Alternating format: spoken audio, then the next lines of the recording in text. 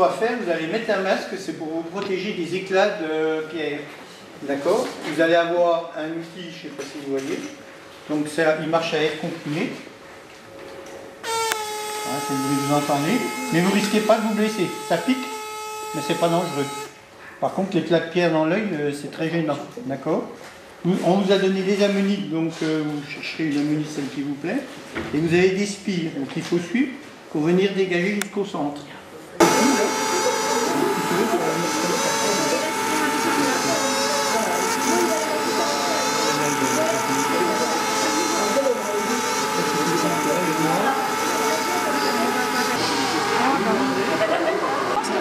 Je pense que ça va être bon.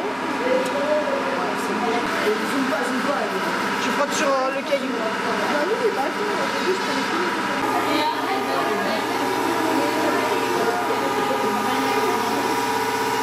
Ça va faire ces petites alvéoles, les guêpes, sur des fragments, c'est très caractéristique. Et vous pouvez, il y a eu 2 ou 3 morceaux de branches comme ça qui ont été trouvés aujourd'hui. Alors là, vous allez trouver divers et variés, il y en a pas mal. Pratiquement tous ceux qui sont là, vous pouvez les trouver. D'autres escargots, celui en haut à gauche, vous le trouverez. Les autres sont plus rares. Et vous allez trouver celui qui est en bas à droite, on appelle ça une dentale. C'est un mollusque de pierre d'oreille. En fait, ce sont des pièces osseuses qui sont dans l'oreille des poissons. Ça, que vous allez trier là. Voilà. Donc, je vous invite à aller rejoindre. Vous avez une petite boîte derrière. C'est pour mettre tout ça. Ça se passe bien. Et étale-le bien, parce que si ça fait. Voilà, comme ça, tu verras mieux.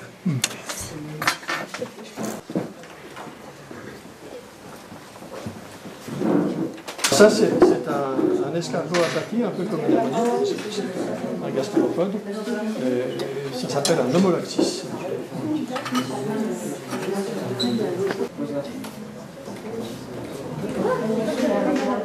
Un paléontologue est une personne qui étudie les fossiles. Donc les fossiles sont des êtres vivants qui étaient avant l'homme.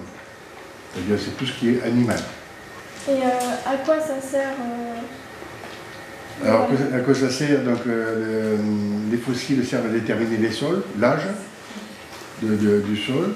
Il y a des endroits, les fossiles servent à trouver du pétrole, à trouver du gaz, parce que c'est eux qui ont formé, comme le charbon, tout ça, c'est dû à la fossilisation de certaines plantes ou animaux. Quelle est la différence entre la paléontologie et l'archéologie? Alors, la paléontologie, c'est on étudie les animaux qui ont vécu avant l'homme. Et l'archéologie, c'est l'étude de l'homme depuis qu'on le sait. C'est-à-dire qu'il y a une transition qui est en train d'être faite entre la fossilisation et entre la paléontologie et l'archéologie, c'est la vie de l'homme. Donc dès qu'on trouve que c'est la vie de l'homme, on parle plus d'archéologie. Mais jusqu'à ce jour, l'archéologie, c'était plus des trucs qui étaient connus sur la civilisation. Mais là, on remonte de plus en plus. Et en quoi la paléontologie nous permet d'en savoir plus sur l'endroit où on vit? Alors, la paléontologie nous sert à savoir plus, c'est qu'il faut penser que la Terre a 4,5 milliards d'années. Les plus vieux fossiles qu'on connaît sont à peu près 3,5 milliards d'années. Et c'est donc les stromatolites qui sont connus aujourd'hui, qui l'ont créé, c'est prouvé que c'est grâce aux stromatolites qu'il y a eu l'oxygène qui a été créé. Et après, il y a eu des grosses disparitions dans le temps, et on sait qu'à des périodes, il y a des pans complets d'animaux qui ont disparu totalement, pour diverses raisons. Donc la plus qu'on connaît, c'est l'histoire de la météorite qui est tombée sur la Terre, qui a fait disparaître les dinosaures. Mais avant, il y en a eu 5 ou 6 qui ont aussi eu des grandes parties où il y a beaucoup d'espèces qui vivaient ont disparu. Pourquoi intervenez-vous dans un établissement scolaire ou autre? Alors, notre club essaie de faire partager notre passion avec les élèves et aussi amener un peu plus dans les écoles et surtout faire voir que sous nos pieds, il y a toute l'histoire. Il y a de très belles choses à trouver et à sauvegarder. Il faut penser que les fossiles, on prend simplement l'ammonite, n'existent plus depuis quand même pas mal de millions d'années, donc les détruire, c'est totalement perdu.